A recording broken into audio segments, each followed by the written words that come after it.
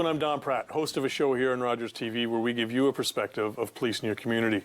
Welcome to Policing York Region. Today we're going to chat with the York Regional Police Marine Unit. We have officers Matt Gould and Joel Van Schaik, and we're going to chat about some safety, keeping us safe out on the waters. Gentlemen, thanks so much for being here. Thanks for having us. Yeah, so we've had some great opportunities of getting out with you and some of your colleagues, and I'm forever learning new stuff. I'm not an avid boater. I do boat a little bit, but always happy to learn. Kind of want to start with, what are some of the basics on keeping us safe out on the water? Well, for starters, what equipment you're taking out there on your vessel. So the basic equipment you do take out, you definitely need a whistle, a flashlight that's working. Yeah. Ensure you have extra batteries for your flashlight. Right. A buoyant heaving line. Yes. Yeah, it's not much good to you if it sinks. No. No. No. A bailing bucket. If you have a fixed gasoline tank, you need a fire extinguisher with a 5 BC level pressure on it. Yes.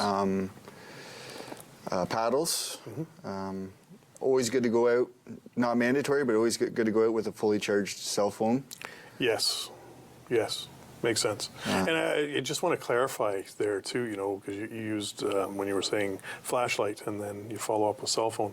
I know there's people that like to think that, well, I have a cell phone, so that's my flashlight. Not so much, right? No. Not so much. I mean, if you're the flashlight on your phone, and this was proven to me by you guys out on the water, that flashlight might look really bright when you shine it in your eyes. Correct. Now try and shine it at a vessel that's perhaps distressed. Yeah. It's not going anywhere. Well, and if you are in distress and you're using that as your flashlight, you're also using your battery on your cell phone, which could be a problem if we're searching for you for a couple hours. So Fair enough. Fair enough. And is that light going to be seen over, say, a 2-kilometer span? Whereas if you have a dedicated flashlight, Yes. with fresh batteries, it's going to help your situation of getting found more readily. Yeah, absolutely. Now, when we're talking about safety equipment, well, it's not just safety equipment, it's mandatory safety equipment on vessels. That's pretty much, with the exception of getting into the larger vessels, that's pretty much standard across the board, is it? It is, yeah.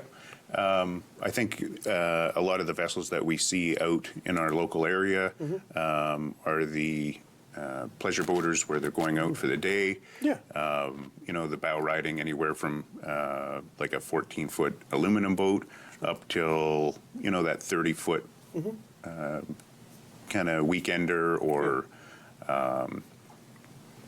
bow rider type boat. So yeah, that's the typically what we'd see for required safety equipment on those vessels. Okay, and then once you get into, well, actually, maybe we should touch on it. Once you get into the larger vessels, there's just added equipment. Correct. Yeah, the basic equipment doesn't really change on the larger vessels for the core equipment.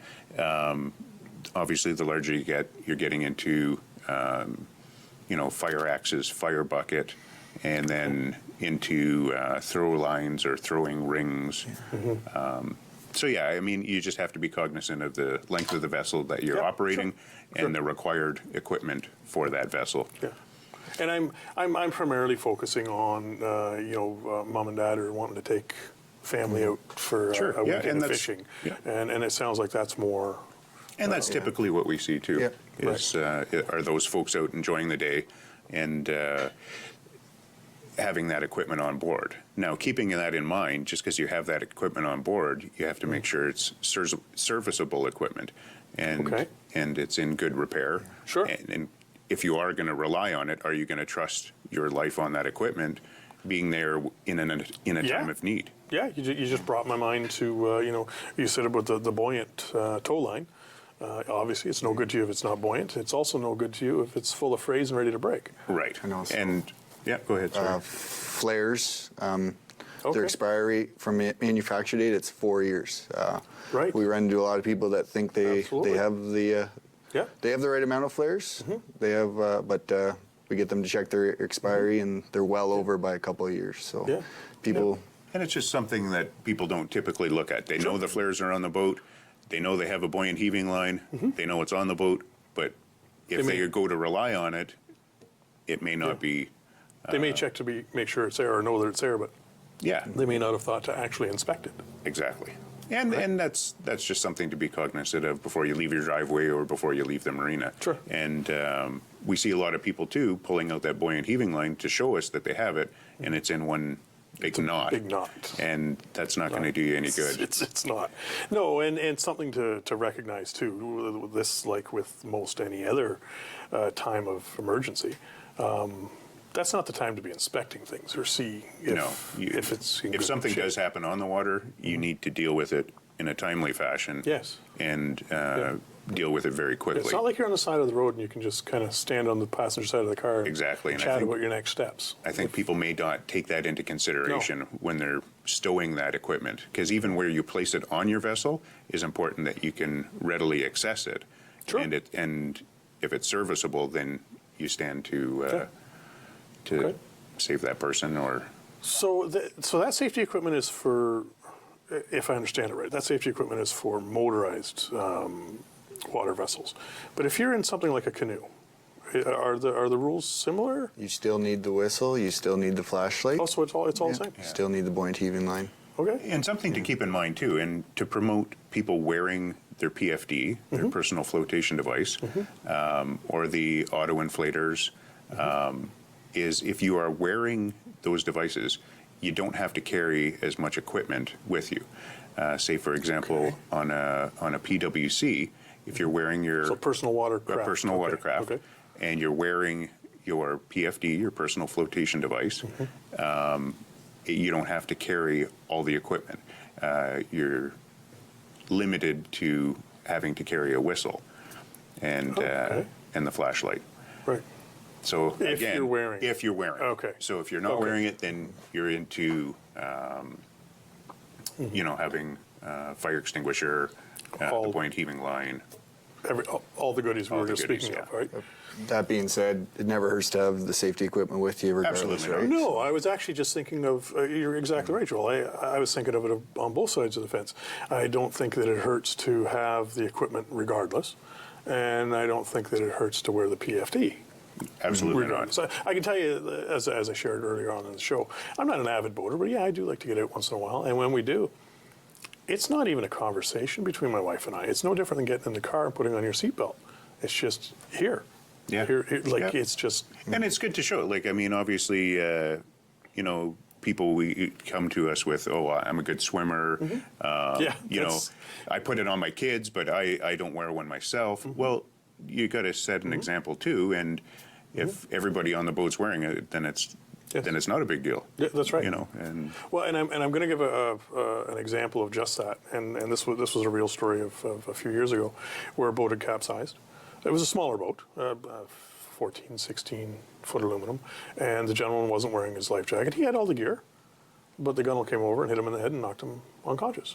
yeah, Now he was fortunate that there was other members there that were able to save him. But if you aren't wearing it, it's not going to help you. it doesn't help. So wearing your PFDs. Now, there's more than one type of PFD.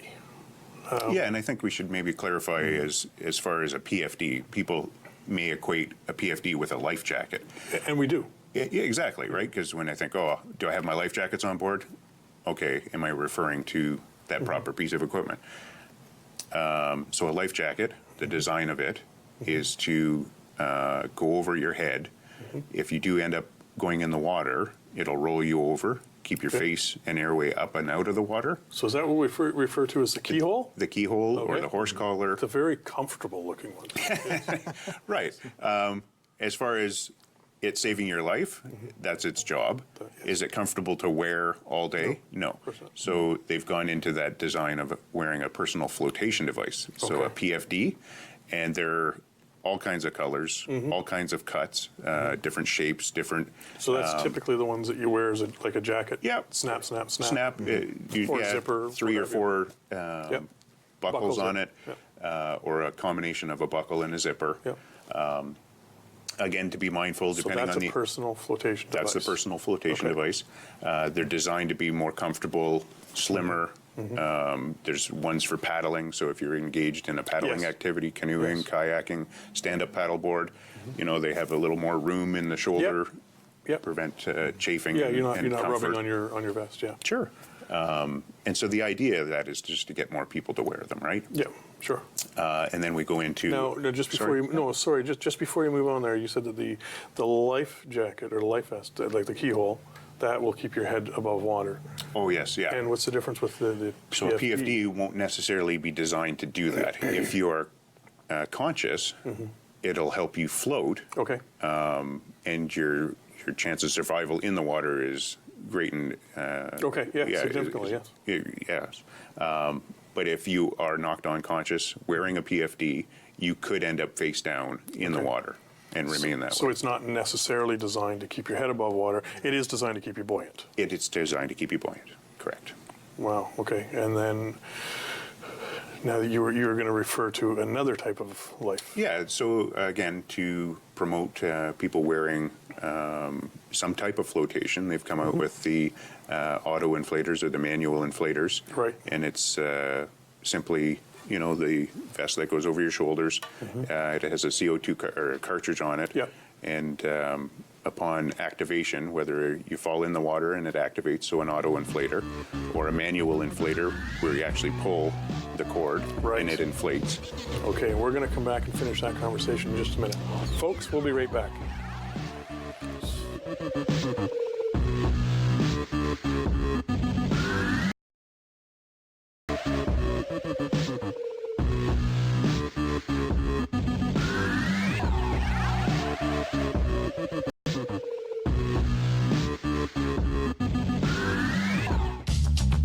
This program is brought to you by Ignite TV.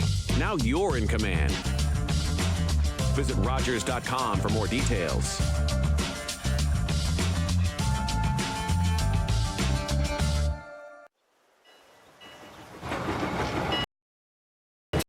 Packed to the rafters in the Edmonton Arena. Everyone is feeling the pressure on the Grabs as they await the American champs. Here's the Cleveland favorite Knits now, and boy, do they look impressive.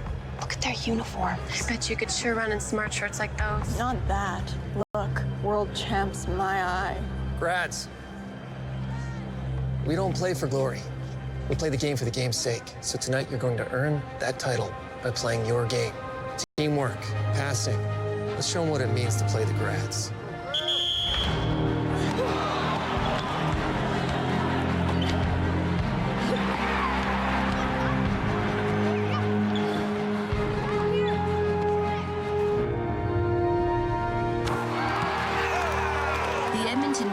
Champions for 25 years. The record of 502 wins and only 20 losses is unmatched in all of sport. Do you worry about how much someone drinks?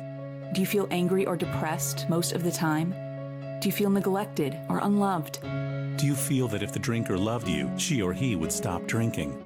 If you answered yes to any of these questions, you are not alone. Not everyone trapped by alcohol is an alcoholic. Families and friends are suffering too. Al-Anon and Alateen can help. Call 1-866-200-0223 or visit alanon.org/help. Through yoga, meditation, and restorative postures, we'll understand where you're holding stress and tension and find new ways to rebalance your energy and reawaken your life purpose.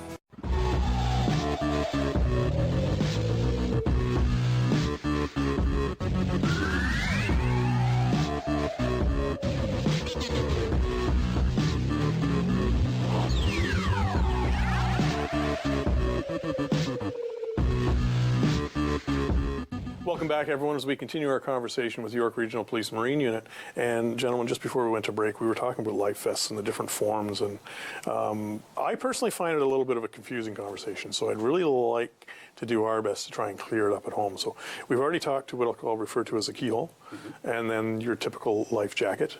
And we were just starting to talk about the auto inflators or the self-inflators. Can you expand a little bit more on those? So if you are wearing your auto inflator, yes, that's all you need. Okay. But if you have an auto inflator, if you're not wearing your auto inflator, you need a life jacket or PFD on board the vessel. Okay, so it's no longer considered a life-saving device if you're not actually wearing it. Physically wearing it, correct? Yeah. Right. Okay. So with these devices, whether they're auto inflators or self-inflating, is there what do we need to know about them? Like, is there expiries, inspections? What are there? Yeah, like anything else, you have to make sure your equipment is in good working order. Of course, yeah. And, you know, that PFD, if it's ripped or torn or the buckles are missing, well, then it's not serviceable. Again, with the auto inflators or the manual inflators, you have to check and ensure that the cartridge in there is still, a lot of them show like a color. Oh, okay. So if it needs service, typically it'll show red or replaced by a date Okay. given, stamped on by the manufacturer. So you do need to check your own, whether it's a PFD or an inflatable. Yeah. You do need to check. Yep, check that mechanism and check to see if it requires service. You know, there'll be an indication on there. If service is required, it'll indicate a certain color and or a certain date that it needs to be changed out by. And it's just going back to good maintenance of going over your boat and making sure you have equipment that's going to work for you. Yeah, yeah. Well, yeah, like Whether it's your your engine, you've checked the fuel levels, you've checked that your VHF radio is working. Yeah. All that kind of stuff. Yeah, and we're actually going to get into that in just a minute, like with all that whole maintenance and preventative piece, because that can help so many, help avoid rather so many challenges. But so let's say I've had an incident where my inflatable has inflated.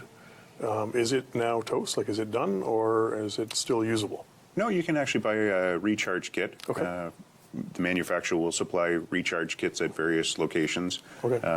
And you can take that old cartridge out, replace it, and then. Okay, so this is a self-serviceable unit. Yeah, fold it back up. You're not throwing it out just because you've used it. No.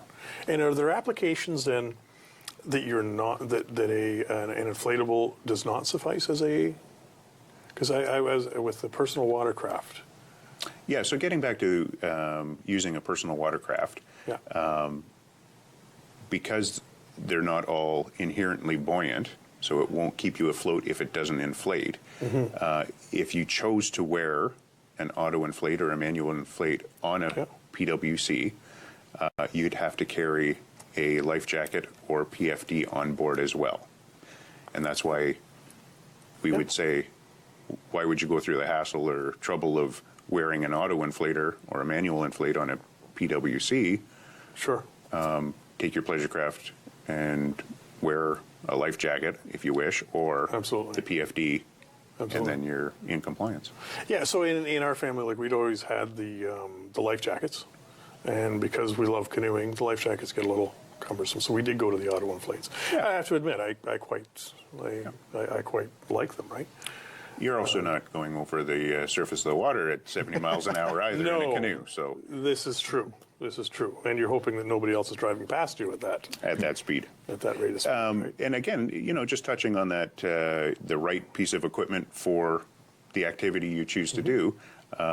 If you are engaged or you have people on your boat that want to do tubing or water sports, kneeboarding, wakeboarding is becoming very popular. Make sure you have a PFD on board that's suitable for that application. Absolutely. And we're finding people that are affixing, whistles or other items to their vest. They'll put it on the zipper. Well, that zipper can come down if you fall or get dragged behind the boat, and now your PFD is open. So a buckle system would be better in that scenario, or a buckle and zipper combo. Yeah. Actually, Joel, you can expand on that a little bit. As far as some of the water sports. If you have, you referred to, towing a tuber or a skier. I understand there's rules around that as well. For towing? Yeah. Yeah. If you're towing it, you need at least one spotter on the vessel. So you need at least two people on the vessel. With PWCs, like personal watercrafts, yes. You need if you need two people, like one person driving, one person spotting, but you also need a third seat on that personal watercraft in case you need to get that person on the tube or skiing on the personal watercraft. So so the personal watercraft has to have the ability to carry all three, even though one is minimal. You need three seats on a PWC. Wow. Okay. Yeah. Okay. And just also touching on the life jackets, a lot of boaters will. They'll just put life jackets, buy the bundle from Canadian Tire. They'll they'll stow it away. It's been in their boat for years. Yep. They know it's there, but they never really check it. Sometimes we'll run into people that they know they're there, they'll get them out, and they're either not approved by Transport Canada, which everything needs to be approved by. Okay, all so personal you need that indication on the vest. the stamp. It'll Yeah. be stamped, yeah. Okay. And you also need to make sure they're serviceable, because if over time, if they're stored away, musty, they don't have Mice the get into them. yeah. Sure. They don't Yeah, have the fair enough. buoyancy they did when you first purchased them. No, and fair enough. I mean, materials break down. Sure. Yeah. Right? I mean, you know, for Or those if of us. you're setting items on them, Sure. you know, people use them as seat cushions and stuff too. You got to be mindful of Yeah. the device was designed to be buoyant, so you don't want to compress all that material in there. Yeah, and obviously for, you know, whether it's from heavy use or you know, not being used at all, either can play a hardship affect. on the materials, right? Yeah. So yeah, I guess just like anything, you want to keep it in good repair, and you started to allude to just that, maintenance and repair. Yeah. Make sure things are in good shape. Make sure things are in good shape before you go out. Let someone know where you're going. And Yeah. yeah, make sure your gauges are working properly, because Absolutely. we also run into a lot of people think they have a full tank of gas. And Oh. They run out of gas out on the lake. Whoops. So, yeah. Yeah.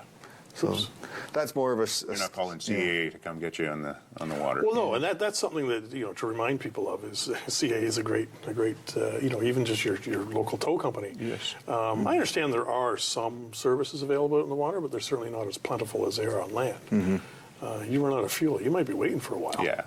So, I mean, even from our own operations in the Marine unit and on the personal side of boating, we kind of follow the rule of in thirds. So one Yes. third to go out and do your activity. Oh, you're talking reach your fuel consumption, okay, right? Sure. Just to so you don't get caught short and running out of fuel on the lake.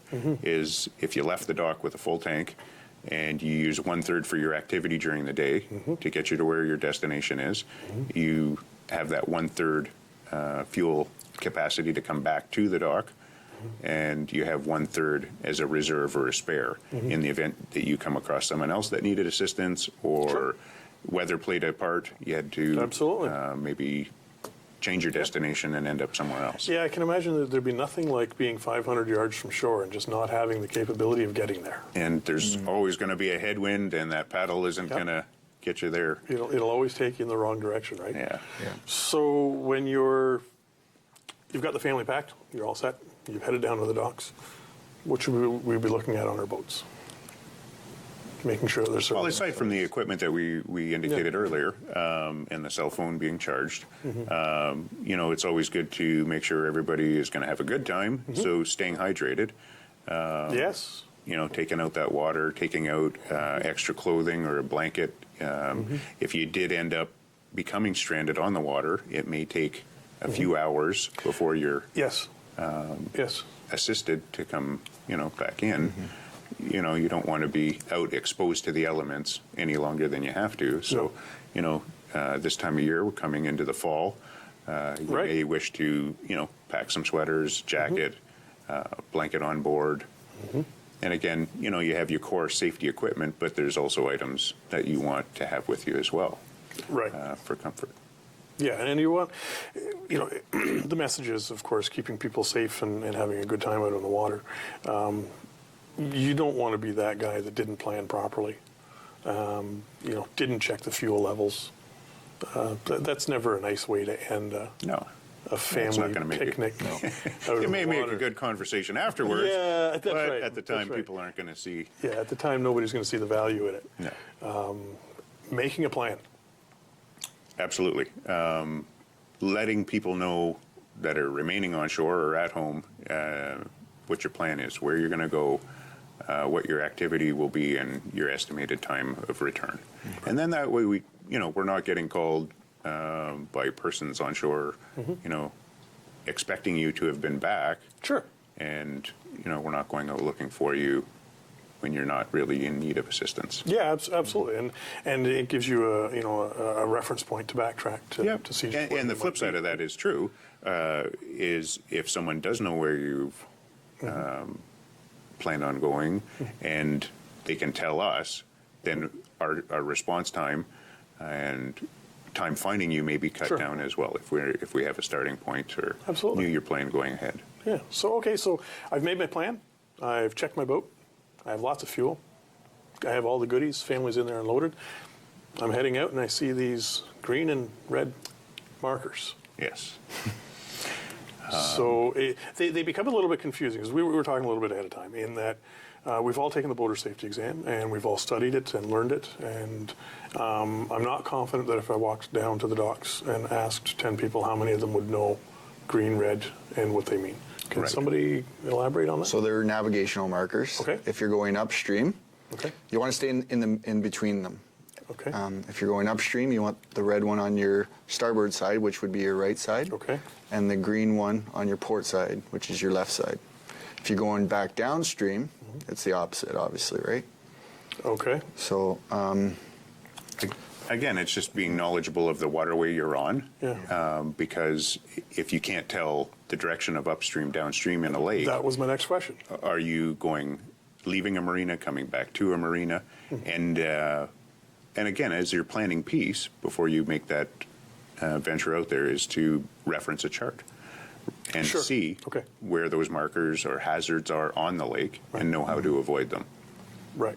So, and it doesn't hurt to get that reference material out that you studied for to get your PCOC card. Yeah, I guess I was kind of And thinking refresh that yourself as I was saying that, we all took the test. I mean, a bit of a refresher is not It's a always bad good. thing before you're going out. yeah. And just to stay on the buoys, especially Lake Simcoe, there's a lot of shoals out there. Yes. Some are quite shallow. Yes, they are. Yes. So just going back to Matt's point on educating yourself on the lake before you go out there, especially a lake like Lake Simcoe where the weather can turn like that, and if you drive over and you take your prop out, then you can be in big trouble pretty quick. Absolutely. Absolutely. And just because it started out to be safe to boat at the beginning of the season, our lake level here on Simcoe drops. You can drop any 18 inches, 2 feet. So Absolutely. that shoal is now more pronounced in the late season when the water levels have dropped. That's fantastic. Gentlemen, thank you so much for the information. It's always great having you on, and we'll have to do this again. Absolutely. Thanks, Tom. Folks, that wraps up this episode of Policing York Region. It's been great having you, and we look forward to seeing you again.